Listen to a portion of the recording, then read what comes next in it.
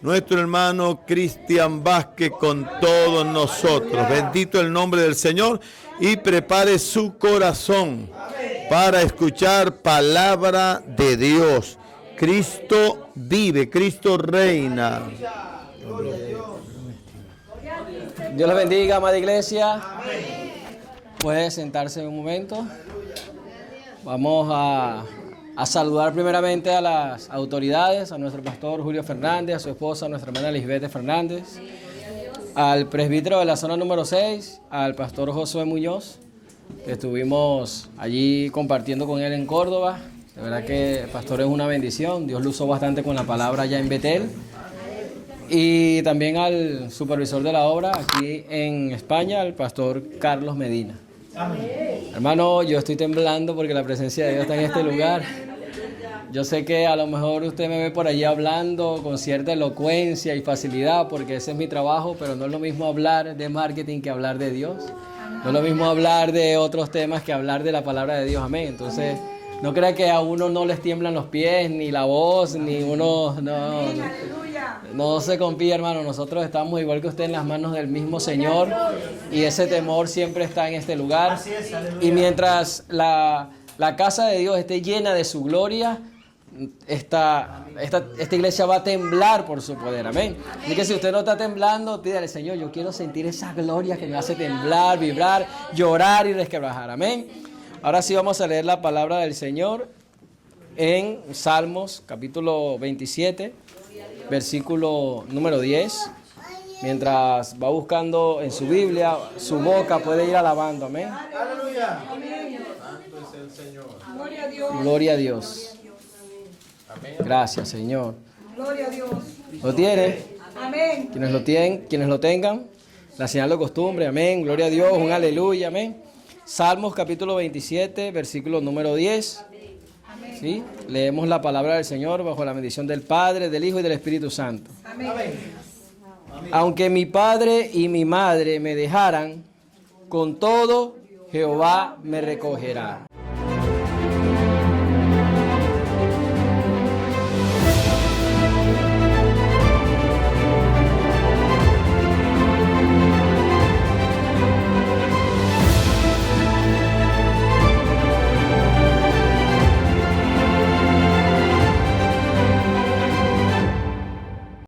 Este texto es muy conocido por nosotros, de verdad. Siempre estamos citando este texto porque es un texto que nos impacta desde la primera vez que lo leemos, cuando llegamos a los caminos del Señor y escuchamos que hay una palabra, hay un versículo que dice que aunque nuestros padres nos dejen, Jehová nos recoge. Eso nos hace sentir como en casa, ¿verdad? Nos hace sentir como que no estamos solos, porque la mayoría de las veces cuando el Señor nos sale al encuentro, tenemos cierto sentido de soledad en nuestras vidas y viene Dios a través de su Espíritu Santo y nos llena. Amén. Amén. Así que por eso es muy conocido. Es un texto que está allí en el capítulo 27. Es un salmo que fue atribuido al salmista, a David, quien según los estudiosos y los eruditos bíblicos es el autor. Y es un cántico de confianza, un anhelo de parte de David hacia la presencia de Dios. Él anhela la presencia de Dios en medio de la adversidad. David se sentía en una situación bastante débil, solo, triste, despreciado, acongojado, desplazado, como estudiamos recientemente por la persecución que sufría David a causa de que había sido ungido como rey de Israel, pero Saúl lo estaba persiguiendo. Entonces cuando él se retira y está en una de esas cuevas con sus digamos amigos que no eran tan bien vistos, porque eran amigos, pero ya sabemos que eran los despreciados del pueblo, que se iban huyendo al desierto y se hacían amigos de David. Así que David se sentía muy solo, se sentía que así, aunque estaba rodeado de algunas personas, estas personas por ser despreciadas, se sentían muy menospreciados, despreciados, abandonados, ¿sí? Entonces en ese momento él apela a la confianza que tiene en Dios y por ende escribe estas letras que nosotros hoy leemos. Amén. Él de verdad está triste y yo puedo entender un poco la tristeza que sentía el salmista porque he pasado por una situación muy similar. A lo mejor usted también, usted ha pasado por situaciones donde se siente solo, menospreciado, que como dice el pastor, parece que el celular como que le ha pasado algo, nadie me escribe, nadie me llama, ¿qué es esto? Nadie se acuerda de mí. El pastor estuvo en la iglesia y no me saludó, la hermana ni me miró, los hermanos me pasan por un lado y parece que soy tan espiritual que no me ven y todas esas cosas que ustedes saben, amén. En ese momento entonces uno también se siente de manera similar. Yo les voy a contar el testimonio de Pedrito. Pedrito es un niño que nace en el año 84 en La Guaira, Estado Vargas, y que viene de una familia de 9 hermanos. Ellos son 9 hermanos, él es el quinto hijo, por ende tiene 4 hermanos mayores y 4 hermanos menores. Pedrito se sentía también, como hemos leído, como David, y ya le cuento un poco más por qué. Ya que de sus 9 hermanos, 3 hermanos no viven en casa porque son hijos de su madre, y son 6 hermanos nada más los que quedan en casa, los hijos de su madre se han ido, y él, a pesar de que tiene otros hermanos, y vive en una familia un tanto numerosa, siente cierta soledad. Cuando llega este niño a tener 12 años, es un niño feliz porque su padre era un padre amoroso, lo quería mucho, lo cuidaba, le daba todo lo que él podía, y su madre, una madre muy dedicada al hogar, a la familia, no se dedicaba a trabajar fuera de casa, era ama de casa, y estaba todo el día cuidando de Pedrito y de sus hermanos. Pero Pedrito, en una ocasión, sale con sus amigos, y sus amigos lo menosprecian, empiezan a burlarse de él, pero una de las cosas que le dicen al burlarse de Pedrito es que le dicen que sus padres tienen problemas, y se metían mucho con sus padres, pero Pedrito apenas tiene 12 años, él no sabe qué es lo que está ocurriendo, y por qué sus amigos se meten no tanto con él, sino con sus padres. Él ve a su madre como una mujer de su casa, ama de casa que lo cuida, que lo ama, lo protege, le da valores, y ve a su padre que sale en la mañana a trabajar y regresa en la tarde del trabajo, como toda familia normal. Pero sus amigos se metían mucho con sus padres. Entonces él empieza a investigar un poco qué es lo que está pasando en casa, por qué se meten tanto con mis padres. Y nota que su padre, cuando llega del trabajo, todos se alegran, todos felices, lo reciben, pero su padre al rato va al baño y cuando sale tiene una mirada un poco desorientada, tiene una mirada un poco perdida y está así como rechinando un poco los dientes. Su madre en el día también está con una actitud normal, pero en la noche, cuando llega su padre, su madre también entra al baño y cuando sale, Pedrito nota que esta señora sale como con los ojos desorbitados, rechinando un poco los dientes y empieza a sospechar algo. Pero él todavía no lo entiende, recuerde que solamente tiene 12 años. En medio de toda esta situación y en ese análisis que él hace, y se da cuenta de que sí, en efecto hay un problema en casa que él no sabe describir cómo es ni qué es, resulta que se entera de que eso que está ocurriendo en casa es que sus padres eran adictos a las drogas. Y aunque su papá salía a trabajar durante el día, era un señor emprendedor, vendía bolsas plásticas para la basura, se las vendía a las casas grandes de gente adinerada y vendía también a los negocios esas bolsitas plásticas que usan en los comercios para cuando la gente compra. Él era el que la distribuía. Entonces era una persona que traía dinero diariamente a casa porque no dependía de un salario, sino de las ventas que hacía. Si las ventas iban bien, él tenía buen dinero, si no iban bien, no tenía tan buen dinero. Pero resulta que el dinero que este señor traía a casa, así como entraba, ese mismo día se iba, se lo gastaban en el vicio. Y así pasaban y iban pasando los días. Pero un día, esta droga que tenía, digamos, el hogar socavado, trae como consecuencia de que el señor Pedro y la señora Marlene tengan una fuerte discusión, se pelean y en esa pelea se separan, el papá se va de la casa, queda Pedrito con sus hermanos y su madre sola. Como su madre no trabajaba porque era ama de casa, le tocó a Pedrito con apenas 13 años salir a trabajar, consiguió un empleo en un supermercado y en ese supermercado le empaquetaba a los niños que empaquetan en los supermercados. En Latinoamérica se ve mucho ese trabajo, aquí no, porque ahí normalmente trabajan menores de edad y eso es ilegal. Pero en Latinoamérica se ven los niños en los supermercados que son los que guardan todos los productos que usted compra allí en la bolsa. Él consigue ese trabajo y en la mañana va al liceo, sale de las 7 de la mañana hasta las 12 del mediodía y luego sale del liceo corriendo a trabajar para ganar algo de propina de lo que le pagaban, porque el supermercado no le paga, sino son las propinas que hace diariamente y con eso compraba comida para sus hermanos. Estamos hablando de que Pedrito tenía 13, su hermana, una tenía 14, la otra tenía 11, tenía otro hermano de 7 y una de 5 y uno de 2. Son 6 hermanos, el más pequeño tenía 2 años, era casi un bebé. Pero toda la familia estaba siendo sostenida ¿por quién? Por Pedrito, el que salía a estudiar en la mañana, luego a trabajar y los fines de semana trabajaba todo el día. Esta situación, aunque parece que se estaba resolviendo un poco, llega a aún empeorarse más porque la señora, la madre de Pedrito, comienza a, como no tiene dinero para el vicio, ya su padre ya no estaba en casa, su esposo, el que le proveía para el vicio, ella comienza a vender la nevera, la cocina, la lavadora, el colchón, la cama, la bombona del gas, todo. Lo va vendiendo paulatinamente hasta que llega un momento donde Pedrito trae la comida pero no hay donde cocinarla. El señor que los tenía alquilados en la casa le dice que tienen que desalojar de allí porque no pueden estar allí porque no están pagando alquiler y la casa está vacía prácticamente. Entonces Pedrito sale corriendo donde sus familiares por parte de papá a explicarle la situación, a ver qué ayuda recibe. Los padres, los paternos, la familia paterna le da al ojo a alguno de los hermanos y otros hermanos se van con la familia materna y la familia se divide por completo. La madre se va a buscar qué hacer por allí por el mundo, digamos, y los niños están algunos con su familia paterna y otros con la familia materna. ¿Qué ocurre? Que llega la tragedia de Vargas. No sé si usted ha escuchado que en Venezuela, en el estado Vargas, hubo una tragedia donde llovió durante muchos días, los ríos se desbordaron y hubo muchas muertes. Gracias a Dios, ninguno de la familia de Pedrito murieron, ni sus hermanos, ni sus padres, ni sus tíos, ni nadie murió en esta catástrofe. Pero sus padres, estando preocupados por la pérdida de sus hijos, van en búsqueda de sus hijos porque creían que habían muerto en la tragedia. Luego se enteran de que no habían muerto, se reúne nuevamente la familia en un lugar en Venezuela para damnificados que habían sufrido la tragedia. Ahí le entregan una casa al gobierno y se van a vivir al estado Zulia, frontera con Colombia, donde son nuestros amados hermanos Willy y hermana Karina, son del estado Zulia, que es frontera con Colombia. Allá fueron a vivir porque el gobierno les regaló una casa. Estando viviendo allá, apenas 2 años duraron, donde otra vez hubo problema en la familia, pero esta vez al señor Pedro le dan un golpe en la cabeza y tiene fractura de cráneo. Cae casi muerto, lo llevan al hospital, está hospitalizado y al salir de su fractura de cráneo, resulta que no puede volver a casa con la familia porque los habían amenazado de muerte las personas que lo habían golpeado.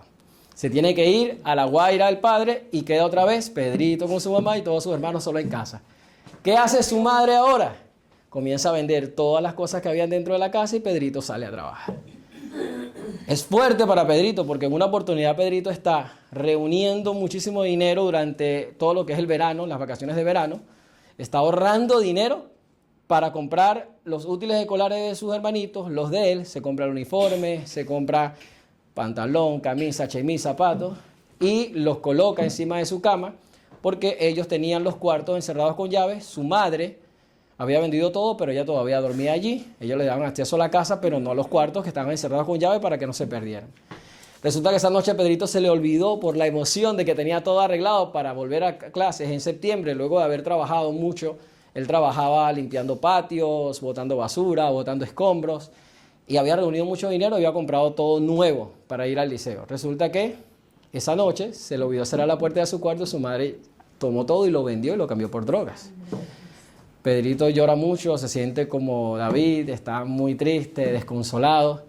Y no solamente eso, a los días su hermana está lavando la ropa, la tiende en el sol y a las horas pasa su madre, recoge toda la ropa y la vende. También se lleva la ropa. Son muchas las situaciones que está pasando Pedrito. Y aunque usted crea que es muy difícil y que qué más le puede pasar a Pedrito a sus hermanos, en una oportunidad llegan unos señores a la casa y dicen, buenas, nosotros somos los nuevos dueños de la casa. La madre de Pedrito había vendido la casa y los había dejado en la calle. Sus hermanitos se fueron a vivir cada uno con los amiguitos que tenían, Pedrito con un amiguito, Jocelyn con otro y así todos. Luego la comunidad se reúne y dicen, vamos a darle una casa a Pedrito y a su hermana, que él sea prácticamente el padre con apenas 15 años, que su hermana sea como la madre y que no le den potestad a la señora. Y como se reunieron y habían casas disponibles y el gobierno estaba en todo esto, bueno, le dieron una casa nuevamente a Pedrito y a su hermano y se volvieron a reunir. Y en esta reunión resulta que su madre también tenía acceso a la casa. Pedrito le vuelve a dar acceso a la casa porque no quiere que su madre esté en la calle. Su madre consumía droga, vendía, robaba, pedía, hacía de todo esto y estos niños sufriendo todos estos embates. Resulta que a todas estas un día Pedrito se cansa, decide vamos a vender la casa y es hora de ya hacer mi vida. Tiene 18 años, dice Pedrito, yo me voy a hacer mi vida. Vamos a volver a La Guaira, vamos a buscar a nuestra familia materna, porque estando viviendo en esa frontera con Colombia, allá en el Zulia, era muy difícil porque no había familia, era la subregión Guajira. Incluso hay una ley Guajira allí, o sea, es muy difícil vivir allí, no tienen a nadie cerca, y vuelven a La Guaira. Estando en La Guaira, Pedrito le da a sus hermanos algo de dinero, que se vayan a la casa de la abuela materna, y Pedrito se devuelve al Zulia, pero esta vez solo. Pedrito quería estar solo, ya se había cansado de tanto sufrimiento con sus hermanos, se los deja a sus hermanos mayores en La Guaira y a su abuela, y él se va a vivir en el estado Zulia. En el estado Zulia, viviendo solo, solito por allá apartado, una señora una vez lo invita a una iglesia. Pedrito se va a la iglesia y en ese momento Dios lo toca y transforma su vida. Y resulta que todo ese sufrimiento, en esta palabra vemos que hay una esperanza, ¿no? Como un confort para Pedrito, cuando le dice el Señor que aunque tu padre y tu madre te dejaran, con todo Jehová te recogerá. Amén. A los 3 meses de Pedrito estar convertido, su padre muere, lo matan. Unas personas que andaban por las calles matando a los que eran mendigos y dormían en las calles. Había unos señores que una vez le metió el demonio y todo lo que habían durmiendo en la calle los mataban a los mendigos que estaban en las calles. A este señor lo mataron. A su madre casi la matan, pero Pedrito empieza a orar, a ayunar por su madre, a pedir por su madre. Y en uno de esos cultos gloriosos donde está Pedrito, como hoy, pidiendo por su madre, Dios liberta a su madre y se acepta al Señor y se convierte a Cristo. Pedrito ha perdonado a su madre desde el día 1, pero ahora que está en Cristo, siente el llamado de parte de Dios y vuelve a La Guaira a atender a su madre y a darle palabras de ánimo a su madre, porque estaba en un hogar de restauración que había en La Guaira. Se reencuentran, Pedrito ministra a su madre, la ayuda, le da todo lo que necesita y su madre se restaura. Así que Pedrito está tranquilo, conoce a los 2 años, conoce a lo que va a ser su esposa, se casan, hermanos. Pedrito tiene 2 hijos, uno se llama Samuel y el otro Salomón. Amén. Gloria a Dios. Y le dicen, amén, gracias, Señor. Y le dicen Pedrito porque su papá se llamaba Pedro, pero su nombre real es Cristian. Y claro, como Pedro, su primer varón, se tenía que llamar Pedrito, pero no, él le puso Cristian. Y lo más tremendo de todo, hermano, es que cuando Dios te dice que aunque tu padre y tu madre te dejen, que Él te va a recoger, es una realidad tan... O sea, no importa lo que te está pasando. Si, en mi caso, yo lo cuento, si mi padre y mi madre no me mataron, nada de este mundo puede hacerme daño, porque si Dios nos guardó en unas situaciones tan difíciles como esa, siendo unos niños, y es tremendo porque la palabra aquí dice que si los que deberían hacerte sentir seguro, que son tus padres, no te hacen sentir seguro, sino que te exponen, Jehová te va a recoger. Si el ser que te trajo a este mundo no, o sea, se olvida de ti, dice la palabra que leyó el hermano Will. Y hermano, siempre que uno va a dar una palabra, uno no siempre duda, pero a veces sí. Yo en mi vida, tengo 40 años recién cumplidos, yo nunca había contado, este testimonio nunca lo había contado en una iglesia. Nunca me había atrevido, nunca. Y yo estoy dudando de si, Señor, ¿será que comparto el testimonio con la iglesia? Entonces, lee el hermano 49 de Isaías, versículo 15, que dice que se olvidará la que dio a luz de lo que dio a luz. Y cualquiera que escucha o lee esta palabra dice, no se olvida la madre de quien dio a luz. Porque empieza la pregunta, ¿se olvidará la palabra? Usted la está leyendo como madre, usted dice, yo no me voy a olvidar de mi hijo. Yo como hijo la leo y digo, yo conozco una que se olvidó de sus hijos, que es mi madre. Por eso la respuesta que viene después no es para usted, o a lo mejor sí es para usted. Porque la respuesta es, aunque se olvidare. Aunque la madre se olvidare de lo que dio a luz. O sea, hay probabilidades de que la madre se olvide de lo que dio a luz. Y si eso llegase a ocurrir, que sería lo más trágico. Lo digo yo porque lo viví. Sería lo más trágico que le puede pasar a un ser humano, que la madre que dio a luz se olvide. Y Dios dice que si se olvida, yo no me voy a olvidar. Entonces, si el vínculo más grande que existe entre un ser humano, entre seres humanos, que es madre e hijo, que se llega a comparar, ¿no?, con lo que es Dios, si ese vínculo, dice, se rompe, aún así, el vínculo padre e hijo nunca se romperá. Entonces, amados hermanos, no importa por lo que esté pasando. Nada de lo que pasa en nuestras vidas tiene un despropósito, hay propósito en todo lo que pasa en nuestras vidas. Y lo más bonito de la palabra es saber que si el vínculo más profundo que hay entre dos seres humanos, que es el de la madre con un hijo, se rompe, Dios promete bendecirte. Yo no sé cuál es tu situación, yo no sé qué estás pasando. Si es con un hijo, con un hermano, con un vecino, no sé con qué situación estás lidiando. Yo te digo, no importa la situación por la que estás pasando, Dios no te va a dejar. No importa si es un problema de salud, Dios no te va a dejar. No importa si es un problema económico. A ver, ¿cómo quedan los problemas económicos frente a esta situación? ¿Cómo ve usted los problemas económicos frente a una situación como esta? ¿Cree que un problema económico que usted está pasando actualmente sea difícil para Dios? ¿Cree que un problema de salud sea difícil para Dios? No hay nada que Dios no pueda hacer en nuestras vidas cuando nosotros nos disponemos. Y todo lo que Él permite en nuestra vida es porque tiene un plan y un propósito. Y aunque tu padre, tu madre, tus hijos, sus hermanos, en mi caso fueron mis padres, pero hay personas que al revés, son los hijos los que le hacen esto a sus padres. Dice la palabra que aunque tus hijos hagan eso contigo, no te preocupes, yo voy a estar contigo. No importa la situación que estemos pasando, Dios va a estar respaldándonos. Amén. Entonces, al final el salmista, ¿cómo se sentía? Solo, menospreciado, con frío. ¿Y qué dice el Señor? Aunque estés allí sintiéndote solo, dice David, aunque en esta situación siento que hasta mis padres me dejaron, con todo, Jehová nunca me va a dejar.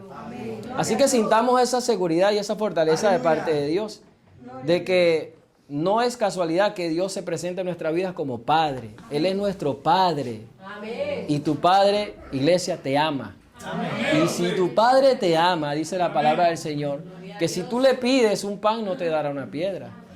Si tu Padre te ama, Él dice que todo lo que tú le pidas conforme a su voluntad, Él te lo dará. Entonces no dudes de la paternidad de Dios. Dios es un Padre fiel. Los padres humanos fallan. Ya vimos el testimonio de Pedrito.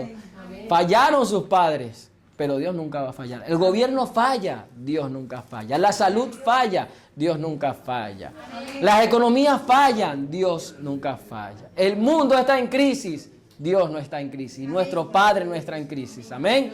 Así que vamos a orar y vamos a pedirle a Dios que nos haga sentir ese abrazo, ese abrigo y esa paternidad. Gracias, Señor. Aquí estamos delante de tu presencia, amigos. Gracias por la oportunidad que nos das de sentir tu abrazo, tu abrigo y tu fiel cuidado.